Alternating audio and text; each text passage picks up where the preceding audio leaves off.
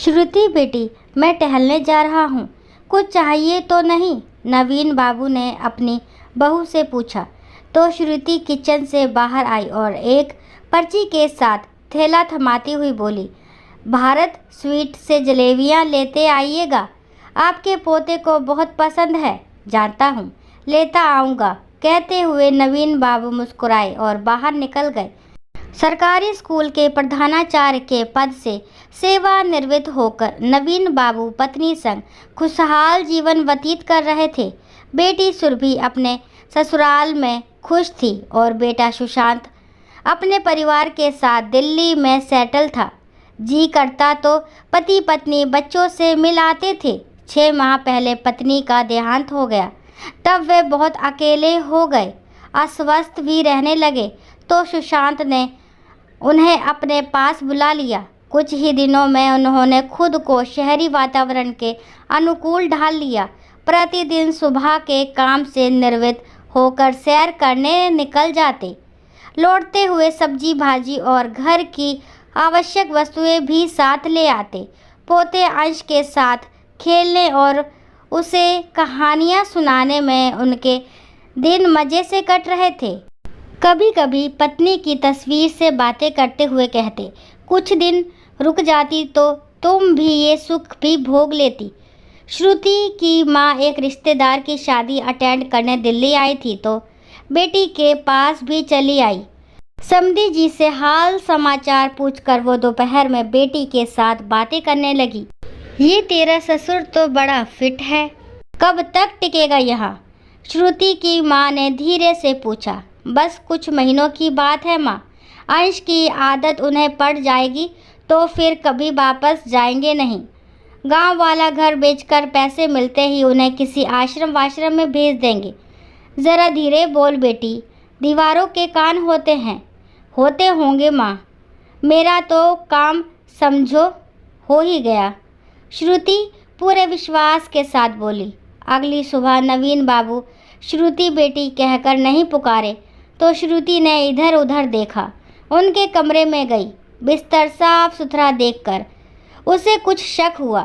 ससुर को फ़ोन करने के लिए उसने मोबाइल उठाया तो उनके नंबर से आया मैसेज देखकर वे पढ़ने लगी। श्रुति बेटी, मैं जा रहा हूँ। तुम लोग मुझे प्रिय हो, लेकिन अपना सम्मान तथा पत्नी का निवास अति प्रिय है। मैं रिटायर हुआ हूँ, लेकिन बहरा नहीं हूँ। मेरी मृत्यु का समाचार तुम लोगों को मिल जाएगा। याद रखना कि इस घर पर सुरभि का भी उतना ही हक है जितना कि सुशांत का।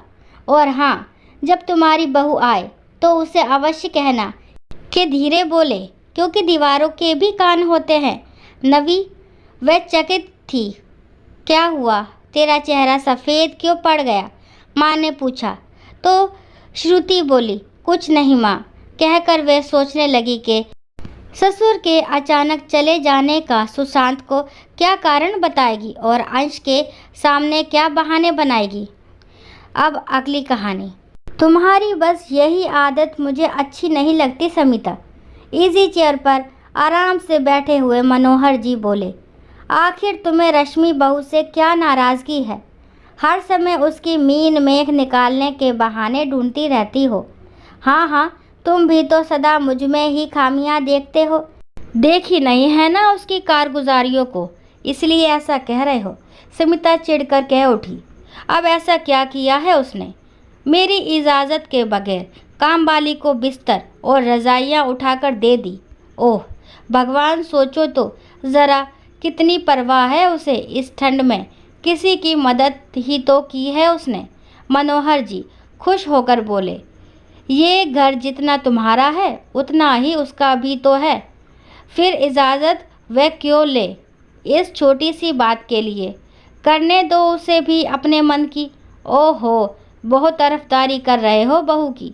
सुमिता चिढ़कर बोल पड़ी, शायद सोच रहे हो मेरे इस दुनिया से जाने के बाद रश्मि ही तो देखभाल करेगी, क्यों यही ना? पर इस खुश फहमी में मत रहना, ये तो मैं ही हूँ कि सब करवाती रहती हूँ, वरना कौन पूछता है? मैं इधर आंख मूंदी नहीं कि सारी लापरवाही सामने आ जाएगी। अब मनोहर जी और चुप नहीं बैठ पाए। बस यही प्रॉब्लम है तुम्हारी? फिर दुखी मन से बोले, बस भी करो स्मिता, कुछ तो लिहाज करो। बहू से दोगुनी उम्र की होकर भी बराबरी कर रही हो। अभी तो हम दोनों के ख्याल रख रही है वह। जिस दिन तंग होकर वह भी करना छोड़ दिया, तब की सोच कर तो परवाह करो। दोस्तों, आशा करती हूँ यह कहानी आपको ज़रूर पसंद आई होगी। अगर कहानी पसंद आती है तो प्लीज़ मेरे चैनल को लाइक, शेयर और सब्सक्राइब करना ना भूलें। और इस कहानी के बारे में आपके क्या विचार है कमेंट बॉक्स में ज़रूर बताएं। और इस कहानी को लास्ट तक सुनने के लिए थैंक यू। राम राम, राधे राधे।